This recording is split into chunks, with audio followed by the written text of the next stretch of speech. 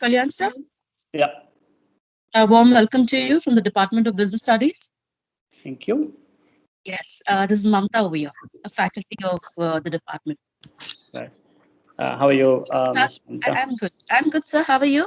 I'm doing great, thank you. That's nice. Happy session, sir. Thank you so much. Okay. Education is the passport to the future, for tomorrow belongs to those who prepare for it today. Good morning to one and all present here. Thank you all for joining us in today's webinar. I am Rigna Darshan, the Cultural Secretary of the Business Management Association. The Department of Business Management Studies at Mount Carmel College envisions imparting holistic management education to women so as to empower and enable them to take up responsible positions in the industry. The Business Management Association, an integral part of the Department of Business Management Studies, aims to sharpen competent individuals who not only take up challenges but also provide solutions in a world that is ever changing. On behalf of the management and the department, I welcome the guest speaker for today, Mr. Kalyan C. Chamarthi. A warm welcome to all the students and teachers of the department. Now, we have an introduction of the speaker by Shivangi. Good morning to one and all present here. I'm Shubhangi Acharya, Secretary of the Business Management Association, and I take this opportunity to introduce our speaker for the day, Mr. Kalyan C. Chamarthi, founder and CEO of ScoreLeap. He is a serial GMAT test taker who develops the program curriculum for standardized tests and teaches at ScoreLeap Test Prep. Mr. Kalyan is a Dean Honor student educated in the United States, where he pursued bachelor's and master's in electrical engineering in US with scholarship and has first-hand experience on how the end-to-end process works in colleges and admissions in US. He thoroughly understands the admission process for Ivy League colleges in the US and other graduate colleges globally. Mr. Kalyan is a passionate storyteller and a writer and has successfully provided impeccable admission consulting services to over 8,600 students. His students have graduated from over 200 universities across the world, including Harvard, Wharton, Kellogg's, Stanford GSB, Yale, Columbia GSB, Oxford, and Cambridge. ScoreLeap is an edtech company co-founded by Harvard alumni along with Mr. Kalyan, funded by graduates from the Indian Institute of Technology, Delhi, and MBA grads from both School of Business, University of Chicago, and Wharton School of Business, University of Pennsylvania. At ScoreLeap, the aspiring student will get first-hand insights on cracking seemingly tricky exams such as GMAT, GRE, SAT, and writing scholarship-winning admission essays by individuals who are currently pursuing their degrees or have completed their programs in MBA, MS, BS at the Ivy League colleges in the US and around the world. We welcome you, sir. Over to you. Thank you so much. Thank you so much. This is like a very lengthy introduction. Looks like a small essay by itself, and almost all everything has been said. Wonderful. Thank you so much. Okay. First of all, hope each one of you are doing safe at your home and healthy, right? And making best use of the current situation back at home, trying to learn additional things, new things, which otherwise not may not be you may not be doing while in the college. Wonderful. Okay. So I'm going to talk about a couple of things. One about higher education, and two about higher education abroad in specific. Okay. So I would like to have access to use my presentation. So do I have that access? Yes, sir. Wonderful. All right. So once again, good morning to everybody. Thank you so much for being here, and thank you, the MCC College Committee, for having me here. So I'm going to share a bit of knowledge what I have accumulated over the last several years of helping students, guiding students in the right career path, and assisting thousands of students, get into the dream colleges, pursue their higher education, and get into the great jobs overseas and in India. All right. So what am I going to do? I'm going to speak about the higher education in general, the first few minutes, and then I get into the education abroad. Okay. Right. So let's see here. So when we talk about higher education, but before that, you have already mentioned everything about ScoreLeap, so I just wanted to reiterate the same thing. So ScoreLeap is an edtech company co-founded with me, along with Rashmi, who is in Harvard Kennedy School alumni. She has graduated with Masters in Public Administration, worked in the United States. And myself, as I said, I did my bachelor's and master's abroad, worked there for several years, and came back and started this. The company is supported and funded by a variety of people, starting from a VP of Walt Disney in Los Angeles, US, to the Paperboard co-founders, to many more angel investors who have graduated from the top business schools around the world, right? And we essentially help students with the entire end-to-end process of the college admissions abroad. So I'm going to talk about that in detail towards the end. But for now, let's get into the core thing. These are a few testimonials from some of our recent students who went into some of the top graduate colleges abroad for MS and for MBA programs, right? For MS in Finance, MS in HCI, MS in Computer Science, MBA programs, and so on.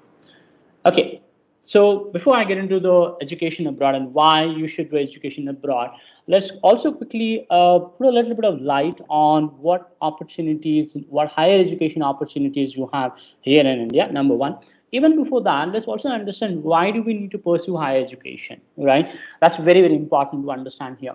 So what happens when you, from undergrad, so in undergrad, what you have understood a certain amount of basics, right? You understood how things, a few things work. But when you go into the master's program, right, when you go into higher education where you're trying to do either an MBA or an MS program in wide variety of things, your maturity level increases, number one. That's the most important thing. The second thing, your subject knowledge enhances significantly, right? Number two. Number three, you will be able to find a much better opportunities, okay, particularly the career opportunities, the job opportunities, if you have a master's degree. You essentially have an edge over a lot of others with just a bachelor's degree, right? So master's degree play a very, very important role in your life, right? Okay, that's very important. Now, having said that, I would say master's degree abroad will add a lot more value, or higher education abroad add a lot more value to your profile and accelerates your career growth many, many folds and otherwise, right? So why one should do higher education abroad, right? So let us see certain reasons, okay? Let's try to understand the key reasons why somebody should do an education abroad. Well, number one, most important thing, international exposure, right? You have spent several years of your life here in India, been exposed to the Indian culture, the Indian thinking, and the way things work here. Fantastic, great. We definitely need to have a huge understanding about our own systems, our own culture, and the way things work here. Very important. But what after that? Today we are living in a global world, right? A lot of foreign companies, a lot of MNCs come here, and a lot of our companies go there. So there's recruitment. The kind of work culture, the kind of culture by itself has become so international nowadays, right? So if you have an international exposure, right, it'll add a lot of value. You will basically become someone else, right? You will understand the things which you thought probably never existed, right? Number one. Number two, it will help you get into independent thinking. So far, what happened?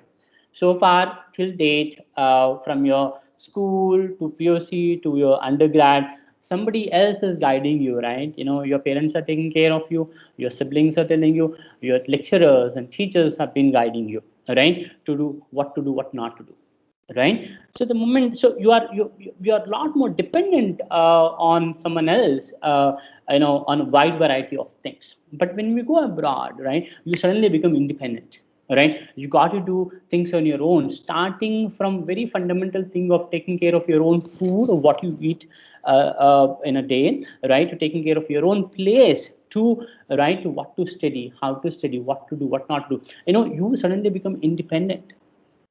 You understand what I'm saying, right? If there is any kind of an obstacle, if there's an issue that you face, you know how to, you will learn to solve those things. You learn to solve those problems, which you otherwise here depend heavily on others around you, right? Number one, that's the most important thing. Okay, independent thinking. We all need independent thinking. We all need to stand on our own legs and think independently. That's one of the most important survival thing in today's world, right? Because we don't know what is going to happen next, right? You don't know what kind of situation you will be in, 3, 4, 5, 10 years down the line. So do you have a capability to stand on your own legs and think independently? This will help you do that, all right? Number one. And then diverse perspective, guys. We all belong to a particular culture. We all born brought up in a particular way, so we think in only one or two different ways, right? Now, too many different perspectives, we may not have, right? If you sit in a small group discussion, right, 5 people discussion or 6 people, a group discussion on a particular topic, right, after about 15-20 minutes, by and large we all agree on a particular point, or by and large we all disagree on a particular point, right? Diverse perspectives will not come up, right? Because we're all exposed to same sort of things. We are all exposed to by and large same things. As you know, we all been born brought up in a relatively protective environment, right? So but when you go abroad, when you try to meet people from different cultures, different backgrounds, different countries, different upbringings, right, and start communicating to them, and start being in some kind of a group discussions, you will start getting perspectives on a particular issue which you thought probably never existed. You know what I mean, right? That happens a lot. Okay, I've seen in my own self, I've seen a lot of people who have gone abroad and pursued their higher education, right? Number three, now I'm slowly moving towards more tangible stuff. Okay, research opportunities. Unfortunately, in India, while we have extraordinary education institutions and they're phenomenal in terms of the knowledge that they impart to us, unfortunately, the research is very limited. Yes, it is there, but it is limited. Right, the research expenditure itself is very limited, therefore the research opportunities obviously become limited, right? So you don't get too many opportunities to do wide variety of research, and that happens abroad, particularly in US, UK, and Canada, and continental Europe. They spend exorbitant amount of money on research, right? It can be any research, guy. Research will really enhance our intellectual abilities, will be able to understand things in a far more better manner, right? Will develop skills to solve problems in a completely, what do I say, an uncertain, unpredictable, unstable environments, right? Which otherwise may not happen, as I said. Okay. And the next important thing is real world experiences. These real world experiences actually will shape you up, right? When you're out there, trying to get some real world experiences, working in wide variety of things that are available. I'm going to talk about what are the working options available for you a few minutes later. But for now, right, working outside your own self independently, right? Okay, so you will understand how things work there when you see the real world.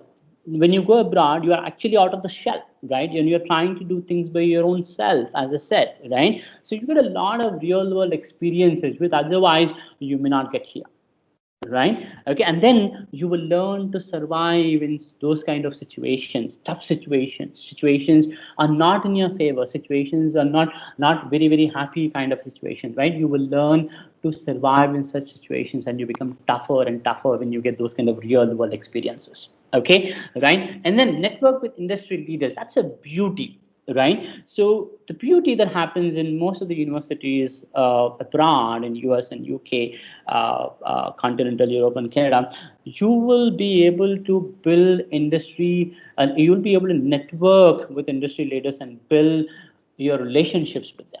Right? Networking is everything, guys. Networking in today's world is everything. It is not about how hardworking person you are. Of course, you need to hard work. There is no alternative to that. But it's not just about that. In this world, in order to survive and thrive, what is very important is what kind of access that you have, right? You know what I mean, right? Somebody who have an access, somebody who don't have an access, there'll be a significant difference, given both of them have the same IQ levels, both of them do the same amount of hard work, but the one with the access, right, and one without an access, there'll be significant amount of difference, right? So the access you get through networking. The more you network, the more access you get. The more access you get, the more things that you can actually do, You understand what I'm saying, right? That's very, very important. Whether to get jobs, whether to have your startup, whether to get funding, right? Anything to anything, you need to network with leaders, right? And when you network with them, when you speak to them, when you spend time with them, you will learn a lot of things. Starting from how do you communicate to the people, what you do, how do you think, how do you act, right? You learn a whole bunch of things. In today's world, articulating your thoughts is very important, right? Not everybody have an ability to articulate their thoughts in a cogent manner, and you learn when you hear these people, right? And when you communicate to them directly, that's going to be a next level experience, right? So networking. The amount of networking that can happen in US, it doesn't happen that much in India. The kind of an access, it's not very easy to get. Though a lot of things are changing slowly in India, there are a lot of forums which is trying to give network, but the amount that happens, the direct connection that happens in US is insurmountable, right? And then work experience, right? You'll get a lot of work experience. You will see the way people work there is completely different. How they start the work. I used to go to my office at like what 7 o'clock, 7:45. We all used to start work. By 4:30 we are out, right? But what happens in India? We go to offices at 10:30, 11 o'clock. We start our work slowly. Then we have lunch break. We take a lunch break. We get tired. We feel lazy. We kind of rest a while, and then you have this tea break, right? By the time you actually start work, it's already 5:30, 6 o'clock, right? And by the time it is 6 o'clock, companies will order some pizza because you're working there. You're working beyond the time limits. Basically, you are there in the office. You get to eat pizza. You leave the office by 8 o'clock. So that's a routine. Doesn't happen in US, right? You are there at 7:30, 7:45, okay, sharp, and you work until 11:30. 11:30, you take a lunch break, 45 minutes. You come back at 12:15. You start working until 4:30. After 4:30, no matter what happens in the planet, they just don't work. Get out. You have your personal life. Go back to your family. Go back to your friend. Do anything and everything that you want to do. Have your life. So there is a very good amount of work-life balance happens, right? And most importantly, ethics, leadership. These are all the things that you learn, right? When you go study abroad and start working there. Again, the local culture, of course, that's very, very important. And the most important thing today is the diversity, inclusion, and equality. And this is far more very, very important. Unlike in India, where gender discrimination is relatively higher, in US or in other countries, they are really moving towards equality. They are really moving towards inclusiveness, right? Right. If you look at the top business schools today in US and UK, they give a lot of preference to female candidates than would otherwise. Each one of the B schools are actually looking to bring the gender ratio to 50 and 50%. And that's happening at the fastest pace, right? In every field, in any field, women are taking a front seat, and that's kind of an opportunity is you get in forward countries like US and UK and Canada, right? In India is slowly moving towards that, but it takes some more time. Right? So that kind of an opportunity is less in India, but in US, you are more treated equal. In UK, you are treated equal, and people are fighting still, of course, but things are far more better. So you get equal opportunities in those nations, right? You are welcome. You have a talent. You are ready to work hard. You are welcome, right? So a lot of such things happens in US, which may or may not happen in India. It's progressing, but takes time. And the last most important thing, transformation. Guys, I've seen this. A lot of my students who have gone to the top business schools and top graduate colleges across the world have transformed completely from what they were to what they are today. Are two different people, right? That kind of a transformation is not very usual here in India. You become a better person, you become a better human being, right? You start empathizing, you become more humble, you will develop humility, right? The basic characteristics of being human, right? Which may or may not be able to see here, right? That's the kind of transformation. You start treating everybody equal, right? You will have a dignity of labor. You will do anything and everything, right? So you don't look down on certain kind of jobs or certain kind of people. You start treating everybody equal, right? That's the kind of thing happens. You will become more disciplined, right? We become more, what do we say, tidy, right? So many things. We become more organized. So as a person, you transform. You may not even identify yourself after a couple of years, right? That's the kind of a thing that you get. Okay, right? Then, okay, fantastic. But what kind of programs that you can actually apply here? Well, you have the Masters in Science programs, the Masters in Business Administration programs. So I'll quickly go to Masters in Business Administration, that's MBA. MBA is a degree which requires you to have a minimum of 2 years full-time undergrad, post-undergrad work experience. Okay, that's a minimal. Many of the students have 3 to 4 years, and on average, our students have at least 5 years of work experience. That's average. You have about 4 years of work experience. Unlike in India, business schools in abroad feel that if a student has certain amount of work experience, like a full-time real post undergrad work experience, and then come to business schools, they will have a much better understanding of the business and concepts than would otherwise. The students would have learned how to work in teams, would have had an understanding of certain aspects of business, would have a decent understanding of what is that they want to do, what are the short-term and long-term goals. So these kind of maturity is required to understand the program, contribute to the program, and learn from the program, right? Because MBA abroad is not simply about listening to the eminent faculty and amazing professors, but also about learning from your own peers, learning from your classmates. So when you meet people coming from 93 different countries, right, 93 different geographies, 93 different backgrounds, ethnicities, race, right, gender, then you will be surprised to see the diversity, the diverse perspectives that you get to hear from them, which is not very usual, right? So that's the kind of a thing for MBA. So it's stated an expensive program, and you have a limited scholarship, but there are more scholarships available for females, right?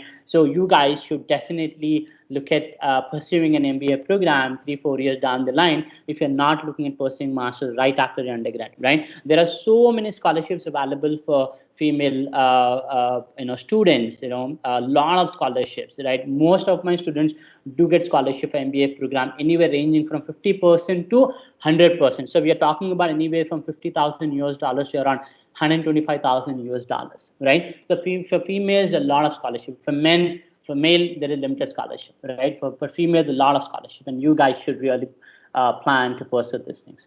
A lot of internship programs, they're all paid internship programs, and people make a lot of money doing summer internship programs, and you get a wide variety of exposure. You can go to any parts of the world and do internship program. That's the kind of an opportunity you get. However, the program will be highly rigorous, right? They're going to look for your leadership potential, right? Are you a leader? Have you demonstrated leadership potential? Is what they're going to see. And but the job opportunities are global. You can do an MBA in US and come back to, let's say, Dubai and work there, or to Singapore and work there, or you can do MBA from London and you can go to Canada and work there, right? And global job opportunities and high salaries. You get exorbitantly high salaries, right? The average salaries of MBA grads from the top business schools is around $150,000 and can go up to 250,000 US dollars. That's huge, right? That's really huge. Okay, a good amount of salaries, and it keeps growing, right? And a lot of nowadays, most of the MBA programs are also STEM programs. STEM means science, technology, engineering, and mathematics. STEM designated programs they're called as. So even in terms of visa, you will have 2 to 3 years of extended work visa in countries like US and UK. You don't have to run behind H1 visa and bother about all those things. Okay, so that's very important. Now let's come to masters in science. It's something that is more relevant to you right after your undergrad. Right here, as I said, no experience is required. It's less expensive when compared to MBA programs, and there are many scholarships available. I'm going to talk about scholarships in a while from now, but there are going to be many scholarships available. Right, you have scholarships such as research assistantship, teaching assistantship, graduate assistantships. There are a wide variety of scholarships available for masters in science students. If you apply to the school earlier, then the chances of getting 100% scholarships are much higher. It is less stressful. You can do a whole bunch of things while you are studying there. You just have to take some 3 classes or 2 classes per day, which will hardly go for about 2 or 3 hours. So the rest of the day you can relax, right? Or you can do anything else that you want, like internship programs. There are a wide variety of internship programs available. If you go into internship programs, more often than less, colleges, the companies pay your fees. You also make a lot of stipends. So whenever you're talking about these scholarships and internship programs, not only your fees get paid, the entire tuition waiver will be there, but you also get stipend anywhere ranging from $1,500 to $2,000, $2,500, right? So that's a great thing, right? You can actually take care of yourself being in that particular country, right? And then there's a lot of research. So normally people who show research inclination are the ones who are able to get admission easily and are the ones who actually get a lot of scholarships as well. So you have to have research inclination. At least you got to show that in your essays and things like that. I'm going to talk about it in a few minutes from now. It also leads to a PhD if you are a person who is more academic oriented. So there are integrated curriculums where you have masters plus PhD, and you can apply for an integrated program, or you can actually, once you go there, you finish your masters and get into PhD program. All PhD programs are sponsored. You don't have to pay a single penny. In fact, you're going to get a lot of stipend. Stipend by PhD programs, depending on what department you're doing in, your stipend will range anywhere from $3,500 to around $5,500 per month, which is a good amount of money at this age, right? And great job opportunities. Now again, job opportunities for MS students are humongous. I'm going to talk about the programs in a while from now, and I'm also going to talk about what kind of job opportunities we get and how is the salaries for a wide variety of job opportunities, more specific to the business administration. Okay, I'm going to talk about those things more in specific. Again, there are extended visas. All the master's programs, be it MI, be it MS in finance, and most of the programs are 10 days designated programs, which means you have 3 years of extended visa, 1 year plus 2 years. You have 3 years of visa to work in the respective countries, particularly United States, without worrying about H1 visa. So you can gain some work experience in US and in UK or in Canada, work for about 2 or 3 years and come back. Right, countries such as Canada is a greater possibility of you getting a PR as well, permanent residency, if you graduate from one of the top colleges. There are about 8 or 10 top colleges in Canada. If you graduate from there, there's a good chance that you also get PR. Most of my students who went to Canada for the top 10 colleges have got the PRs, and they're pretty much settled in Canada. And in fact, most of our students who went to US and UK also never came back. They're pretty much settled there. A lot of students have also got a green card, and some of them have got citizenship in the United States in the last several years. All right. So these are the two kind of programs that you can do. Okay. And when you talk about MS in Science, okay, for you guys, what kind of programs you have? So you have programs in MS in Management, right? You have programs in MS in Finance. You have programs in MS in Business Analytics, MS in HR. These are the kind of programs that you normally have, which are of a huge demand. You get a great internship opportunities, and you also get a great job opportunities in whichever country that you're trying to pursue this. Again, most of our focus is in US, UK, continental Europe, and Canada. We haven't done to Australia much, very limited. 2 or 3 universities we cater to Australia, but otherwise not. We have over 500 university connections in these countries, US, UK, Canada, and continental Europe, and we have sent the students to a variety of colleges all over the world, as I said, with many of them with scholarships, and they are doing great. Okay. Okay, so that brings us to what is the application process. All is fine, but how do we go about getting to these programs, right? So let's see what exactly is application process is. And the first and foremost thing, you need to select the right country, right? Which country you wanted to go, right? Okay, which country you wanted to go, right? I know US is very friendly country, Canada is very friendly country, UK is great but slightly expensive, right? Again, continental Europe is brilliant. Culturally, it is very diversified, but again, in terms of job opportunities, slightly limited in continental Europe. But otherwise, it's a great place to go, study there for a couple of years, maybe work there for a year on an OPT and come back, go to other countries, right? So you need to select your country correctly, right? You need to jot down your pros and cons, which program you want to do, what you want to post your undergrad, you want to work there, or if you want to work there, what kind of opportunities that you're looking at, does that country offer such opportunities, and what is the visa regulation in that respective country. So these are all the factors that you need to consider while you are selecting country. What is the cost of living, right? If I'm living outside while I'm doing my master's, how much does it cost, right? So you need to calculate all those things and select the country. Okay, any of these countries are great, but again, as I said, US is very friendly. Cost of living can be minimal.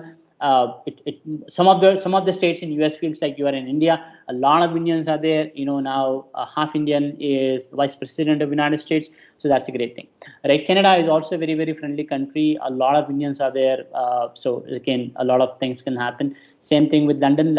UK is relatively expensive than UK, US, and Canada, but again, we have a great amount of network in UK and Europe as well, and we'll be able to connect if you guys are going through us to any of these countries for higher education.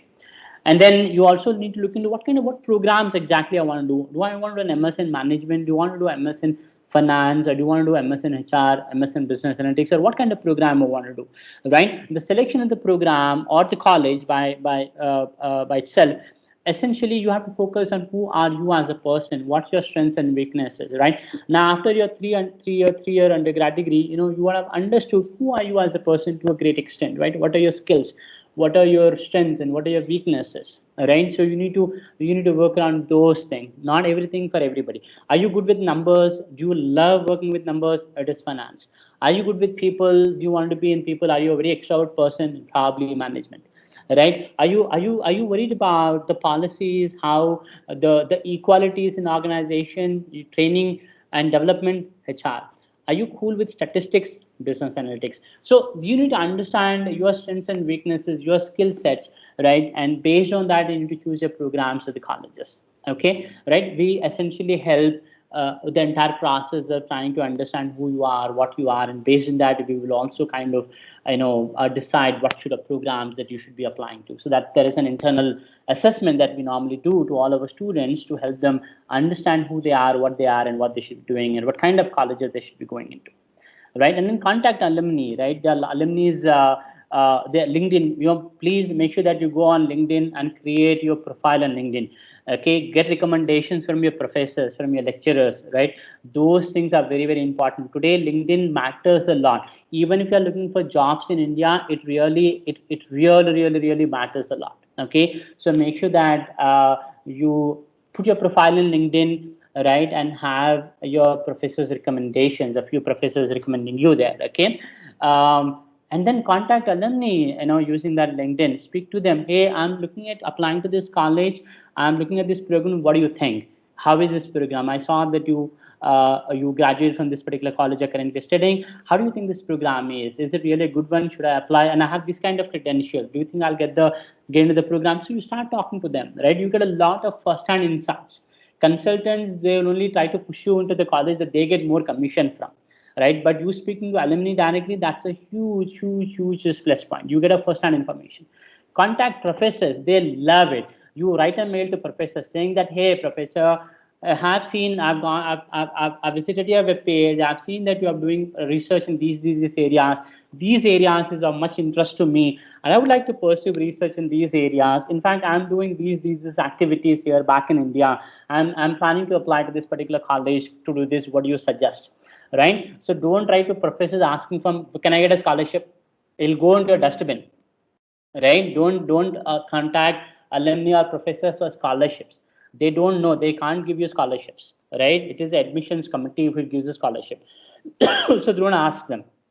Okay, ask them information, exchange ideas, right? Speak to them, impress them, right? And they may recommend you to the admissions team to get scholarship. But if you say, can I get the scholarship? It is gone to trash bin. Can I get a assistantship under you? It's gone to trash bin. A lot of Indians do that. We should not be doing it. Okay, there is a specific way that you should contact these people. Okay, and contact admissions team. Again, speak to them. Tell them, hey, can I? Now world has become so small. Everything is on Zoom. Everything is on Microsoft Teams, right? Okay, everything is on Google Meet. Tell them, hey, I would like to chat with you. Can I really connect to you tomorrow at, let's say, 5:30 p.m. Indian time? Specify the time zones, because they work in different countries and different countries have different time zones, right? Set up an appointment with them, speak to them, go online, speak to them. Hey, this is my profile. This is what it is. This is what it is. What do you think? Shall I apply? Will I be able to get? Do you advise me to do something else before I apply? So all those conversations that you can have with them, right? Well, that shows that you are very disciplined, organized candidate. These are the things which not only help you get admission, but also help you get scholarships. Okay, and the next thing, very, very important. Now, okay, I've decided I want to go to this country. I've decided I want to go to these colleges, these programs. Now, what these programs require me to take GMAT or GRE or whatever the test. So prepare for the test, right? Prepare for the test. We people like us prepare, for GMAT and GRE, in a comprehensive manner. In fact, a lot of your students are currently taking, a few students taking our classes, and a lot of past students have taken our classes and things like that from both GMAT and GRE. All right, and then take the test, right? This requires, it's a 3-month preparation. It requires 2 or 3 month preparation or strategic preparation. If you do it, you should be able to hit a desired score that is required for these colleges, right? A systematic preparation. Okay, right? And then we got to write impressive essays. Preparing for these exams alone and getting a good score alone is not important. The next thing that's important is writing an impressive essay. Essays are like the marketing material. Who are you? What is your background? Right? What is your personal background? Right? Where do you come from? Have you encountered any kind of difficulties, right, from your childhood till date? It can be anything, guys. Okay, it can be starting from having adverse situation, financial issues, to discrimination, gender inequality, to wide variety of things. Any kind of suffering that you, if at all you have gone through, okay, mention that. That sells. Okay, the hardship sells. When the committee, when the business school sees that you are a person who have undergone so much of struggle and came till here and now still daring to pursue, take your career ahead with an intention to make the world a better place, they would love to have you on board, right? Not only that, they'll also give you scholarship. Tell your story in essays. Tell your story. I see a lot of essays written by people where they talk about country, they talk about industry, they talk about I don't know what and all nonsense. Talk about you. This essay is about you. Talk about you. You tell your story. What and all you have done, right? Okay, what kind of life that you have had. If there is a learnings, if there are values that are built from your family, from your teachers, lecturers in the school, tell admissions team what are they and how it is shaped you up. As I said, if you've gone through hardships, talk about those hardships, right? And if you have done some kind of academically you are great, you have done a lot of research activities, you have published a paper, speak about that. A lot of things should go into the essays, right? So you got to write impressive, amazing essays. Essays are the marketing material, right? They haven't seen you, they haven't spoken to you, not everybody's spoken to you. So when you write amazing things in essays, chances of getting an admission with scholarship will be much higher, right?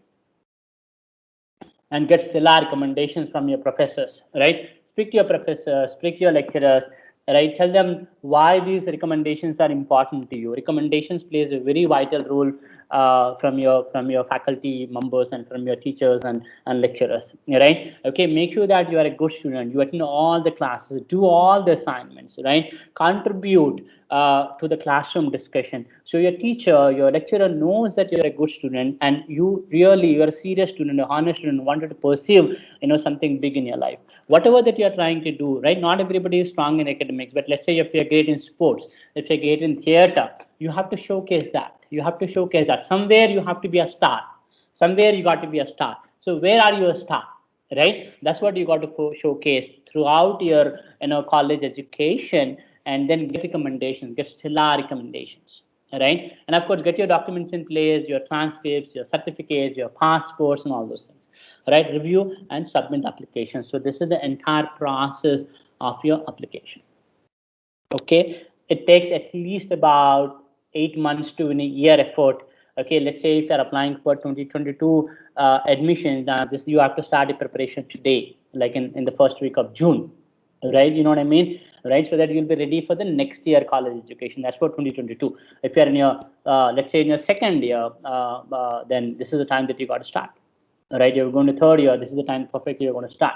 And if it's a third year, if you're in third year, okay, better late than never, but get started. Okay, wonderful. and then financing your education. All these things is fantastic, Kalyan, but they're expensive, man. Where is the money coming from? Now I'm going to show that to you. Right? First and the foremost is scholarships.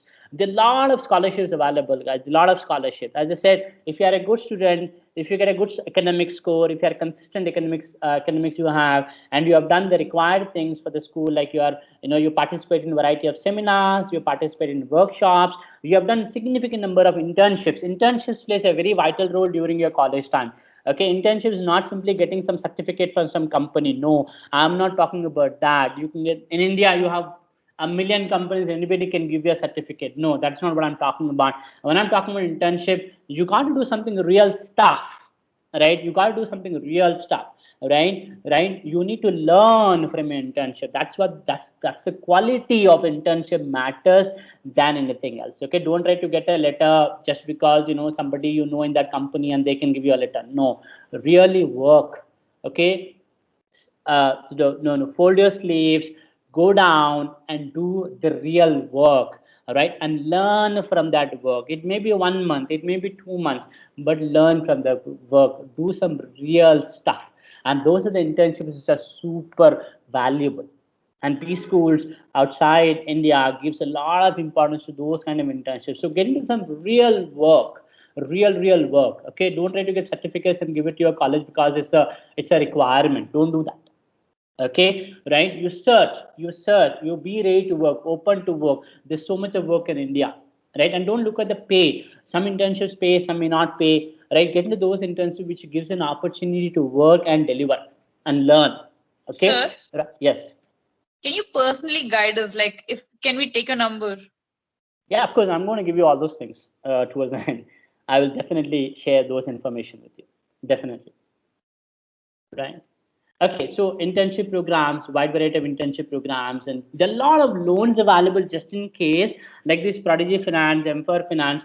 Prodigy Finance, Emperor Finance are not like your bank loans where they literally squeeze you. Okay, give me collateral, give me a cosigner, let your mom come, let your dad come, they have to sign. No shit. Prodigy Finance, Emperor Finance, they don't need any of those things. All that they want is, hey, have you got admission into a good college? Yes, I did. Great. Just give us your admission letter. We give you 100% loan. And what interest rate? Man, 6%, 7%. You don't get 6%, 7% interest rates in India. They're humongous for college education. They're around 14%. And they squeeze you to give you the bank loans, to give you the education loans.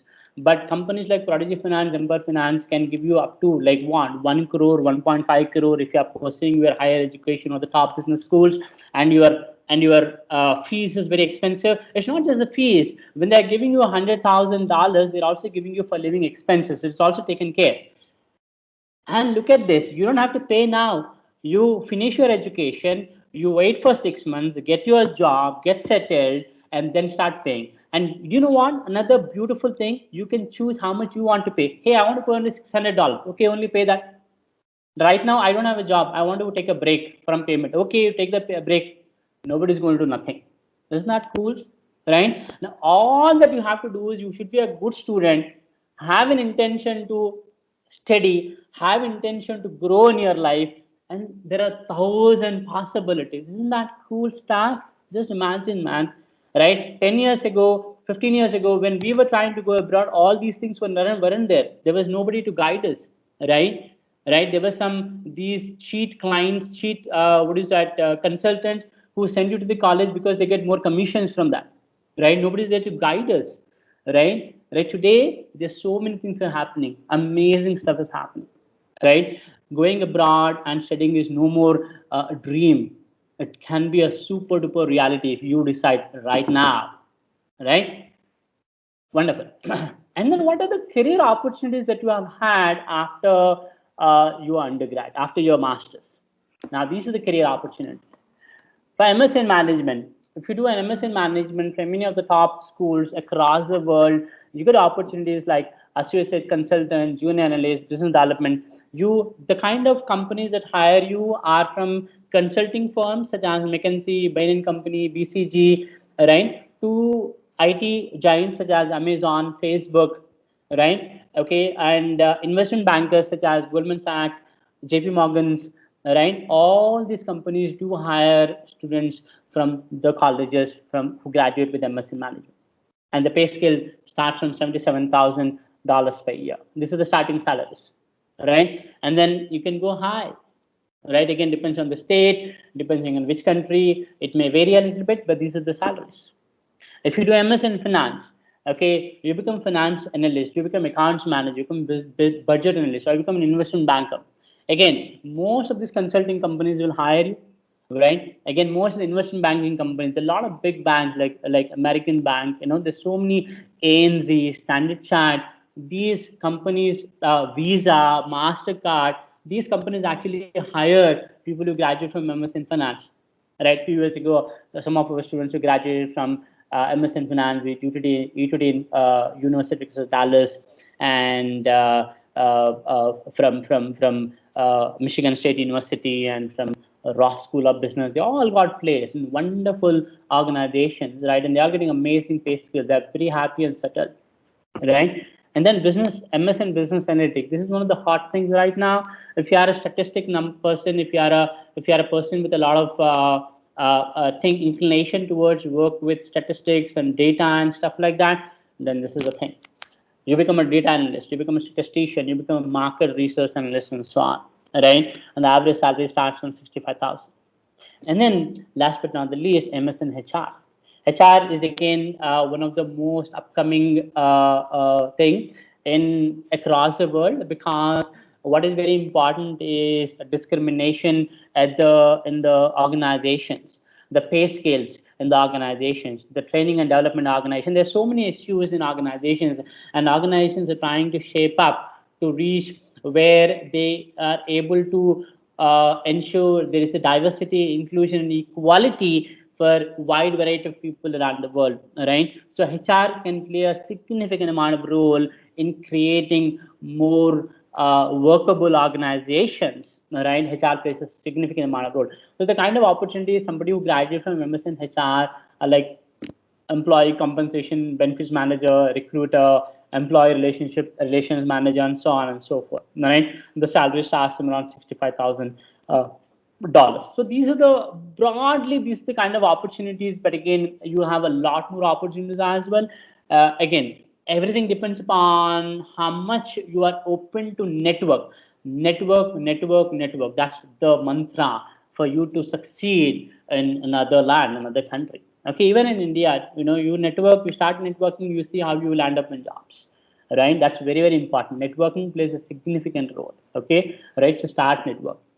Okay, so that's it. And then what we do, so we prepare you guys for the entire exams, right? We first of all, in fact, try to choose a career path for you. Who are you actually? What is your personal strengths and weaknesses? We'll do a complete assessment, and based on that, we'll tell you, hey, you should be going in this direction, right? And then based on the direction, we start helping you with the prep exams that you might want to take for the respective higher education that you want to pursue. And then we help you with selection the colleges, help you with writing impressive scholarship winning impressive essays, and we assist in building stellar recommendations. We tell you what all should go into recommendations. We work with your lecturers and teachers to come up with a great recommendations.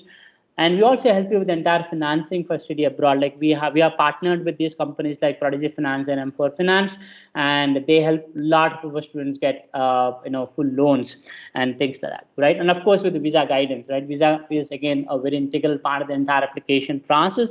So we also kind of tied up with the visa counselors, and they will help our students to ensure that they do a proper visa documentation, help you with the visa interview, and ensure that you get through the visa interview. So this an end-to-end process is what we essentially do, right? So that's that. Any questions? Thank you, sir. If anybody has any questions, you can post it in the chat box. Okay. Somebody can read out if there is any comments, any questions. Sir, there's one question. Yeah. Is studying while doing job a good option? Definitely studying while doing a job is a good option. No. So this question, you are saying that you do full-time job and then study part-time. again, I would not recommend that. I mean, I would recommend you while you are studying, you can do the job. Other way around. So make the study the priority, and then you work part time. So you don't work full time and then study. That's not a very good idea. But if that's only the option, then that should be okay. But make the study the most important one, and keep the job secondary. You can study. You can do a job while you are studying. So that's how it should be. Right. Is there any other questions? Sir, there's one more. What is the scope of MBA abroad as compared to Indian universities? A lot. As I was saying, Indian universities, again, the number of colleges in India are very limited. The top colleges are, you have IIMs and 10 more.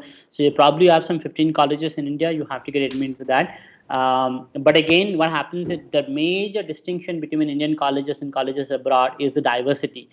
You pretty much learn from the, say, as I said, MBA is not about learning from professors. MBA is more about learning from your peers.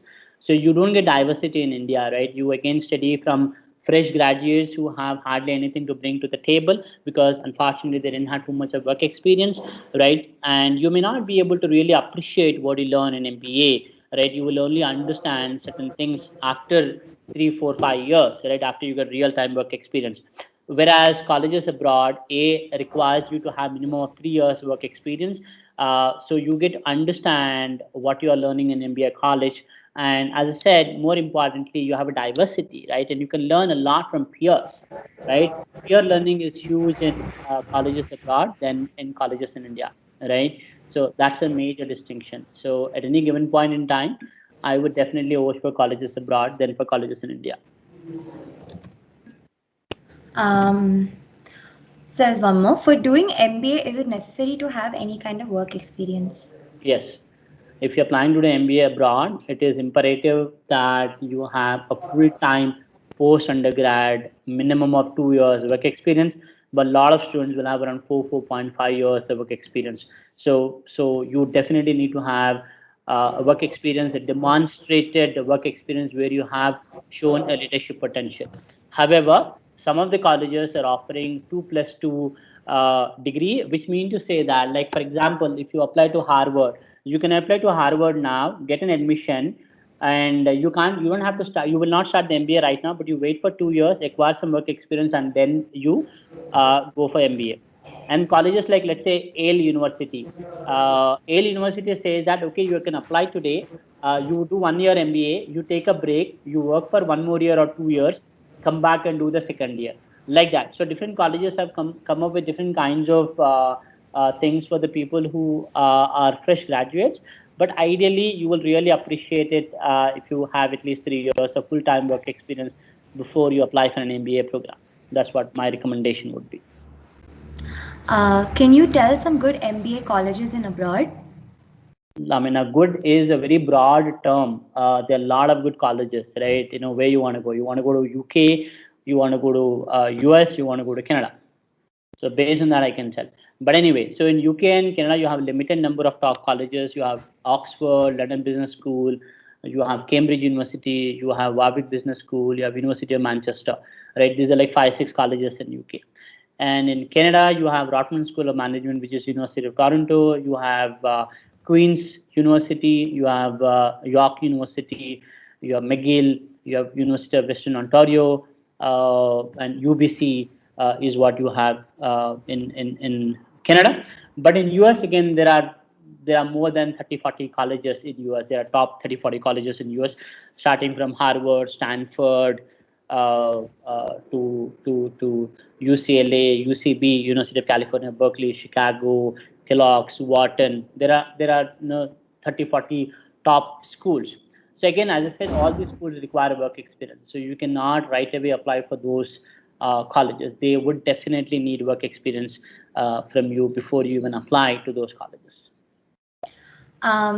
Which MBA specialization pays the best or has the most scope? All pays the best, all has the most scope. So MBA specialization, there is nothing like specialization. You concentrate, you do more courses, and you go in the direction. So unlike in India, where you do MBA in marketing, MBA in like there isn't like specialization. You just take more number of courses in that domain. MBA, if you graduate from any of the top 25, 30 colleges, they're all equally good and they all pay equally well. Again, as I said, how many years of experience you have, and where are you starting, which company you're joining, are you going for a private organizations, are you going for a non-profit organizations, are you going for government organization, this decides the pay scale, right? So a lot of students I know, they went for not for profit, right? And not for profit foundation do not pay as much as a private organization. The highest pay would be consulting firms. If you get into a McKinsey, Bain & Company, BCG, these guys pay a bomb. They start with around 175,000 US dollars and go up to around 225,000 US dollars. Consulting companies pays maximum, right? And then tech companies pays a lot. And then comes your investment banking companies and things like that. So MBA from any of the top 20-25 colleges is fantastic, regardless of which specialization you're trying to do. They're all equally good, right? And you have equal opportunities in a land like US. Is it fine to apply for colleges after work experience or during your UG course? Okay, if you are looking at applying for master's program like MS in Science, MS in Finance, MS in Management, MS in HR, MS in Business Analytics, now this is the right time. You can start applying when you are in your second or third year, right? But if you're looking for MBA, you get your experience and then apply. For master's program, you don't need an experience at all. The best thing is to apply right now when you're in college. Prepare and apply for the programs when you're in college. For MBA, you wait. For masters, you can apply right away. You should apply right away, in fact, because most of the B schools wanted people to have 0 to 1 year experience. Like London Business School very categorically mentioned from 0 to 1 year experience. Anything above 1 year, they don't give you admission for MS in Management or MS in Finance programs, right? So, which is better, an MS or an MBA? both are good. Both are good. The only thing is what you want to do. Right, both are good. MS will set a platform, so you will get a international exposure already if you don't have anything. MBA admission can become super competitive, actually speaking. So unless and until you have a very diversified profile, it's very difficult to get into the top MBA programs, right? If you are a person just who graduate from the college and start working, 9 to 5 or 9 to 6, and come back home, watch TV, and go back to sleep, and Saturday Sunday you chill out, it's very difficult to get into the MBA programs. Okay, but if you do a master's program for about a year or two, work abroad, have the international experience, and also build your profile by doing wide variety of activities while you're abroad, and then apply for MBA program, that will have a huge value than otherwise. But again, how you build your profile matters. If you're a person who will build your profile, in the next 3 years here, beyond your regular 9 to 5 job, which pays your salary, and you know how to build a profile, then you can wait for 3 years and apply for an MBA program. But otherwise, you can get started now, accumulate international exposure by doing masters, get some international experience, and then apply. That will be a very strong profile for you to apply to the top MBA colleges. Is it a good option to work for 2 years of full time after bachelor's and then resume your master's? Yeah, why not? That, as I said, if you're looking at some of the master's program wanted you, if some of the master's program, some of the colleges wanted you to have less than 1 year work experience if you're looking at master's programs, right? Master's programs are specially designed for people with less or zero work experience, right? So lesser work experience, better for the master's. But don't try to have anything more than 2 years. 2 years is the cap, right? A lot of colleges don't enroll you for masters. Particularly, I'm talking from the business school point of view. I'm not talking from engineering, arts and literature, and science and mathematics point. I'm essentially focusing only on the business administration side, right? Business school side. But if you're applying for any other master's program, like you want to do masters in science, you want to do masters in mathematics, you want to do masters in arts and literature, English language, you can apply anytime. That there is no such restriction. But I'm talking more specific in terms of masters in business school, right? Like MS in Finance, MS in Management, and so on and so forth. All right, sir. Last question. Can we do the internship in different fields for exposure, or should we do internships in the field in which we are planning to do our MBA? MBA, no. I mean, in MBA, you have to have a work experience. Okay, that's a real-time, full-time work experience. Okay, MBA, I'm not talking about MBA. I mean, if you're talking about masters in science, it'll be better if you have a relevant work experience. Okay, for MBA, you don't need to have a relevant work experience. In MBA, they are looking at your leadership potential. You could work in government organization, you can work in bank, you could have been a military person, or you could be running an NGO, or you are a startup, doesn't matter. But have you had a demonstrated leadership experience is what they're looking for MBA program. So you need to have at least, as I said, 3 years of full-time work experience, a proven work experience for MBA programs. But if you're looking at MS programs, then I would really advise to work in your area specialization that you are looking at, but a slight diversity is okay, right? If you're looking at, let's say, if you're going to go to business school, if you are a HR person, you can do in business development, or in finance. You're a finance person, you can also do HR and marketing and things like that. But you can't go and do an internship in some science related stuff. That'll be completely out of scope, right? So it should be related. Related is always good.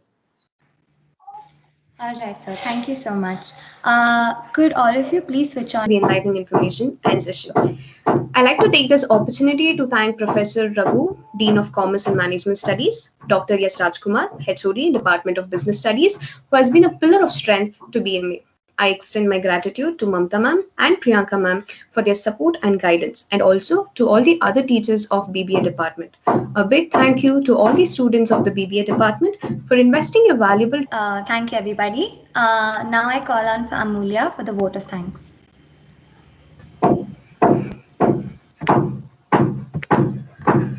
Good afternoon to one and all present here. It's a matter of immense joy to present the vote of thanks for today's event. I would like to thank our speaker for the day, Mr. Kalyan C. Charmati, for sharing valuable information with all of us and providing the requisites for planning higher education. Thank you, sir, for the enlightening information and session. I'd like to take this opportunity to thank Professor Raghu, Dean of Commerce and Management Studies, Dr. S. Rajkumar, HOD, Department of Business Studies, who has been a pillar of strength to BMA.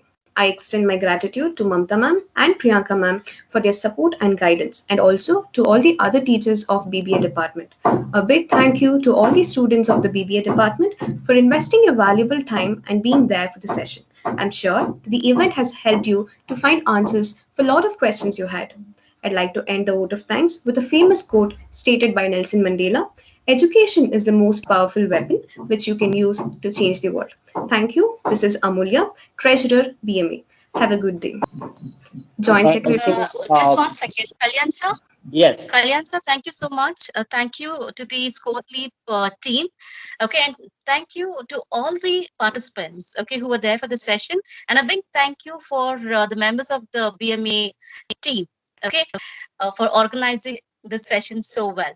Yes. Thank you, Also, everybody. quickly, I want to mention, I would want to ask a Score Leap team to just put in the chat my LinkedIn profile, so people who want to get connected to, please feel free to connect to me on LinkedIn, and also please provide my email ID, so students who want to get in touch with me for any questions hereafter, just feel free to email me, and I should be able to answer your questions, and we can take it forward from there if any further things are there. All right. So, Swini, if you can paste the LinkedIn profile, that'll be very helpful for all the students. Again, once again, Yes. same here. Thank you so much for everybody. Thank you so much for the MCC team, and thank you so much for all the students and the faculty who made this possible. You guys have a wonderful time. You guys please stay home, stay safe, and take care of yourself.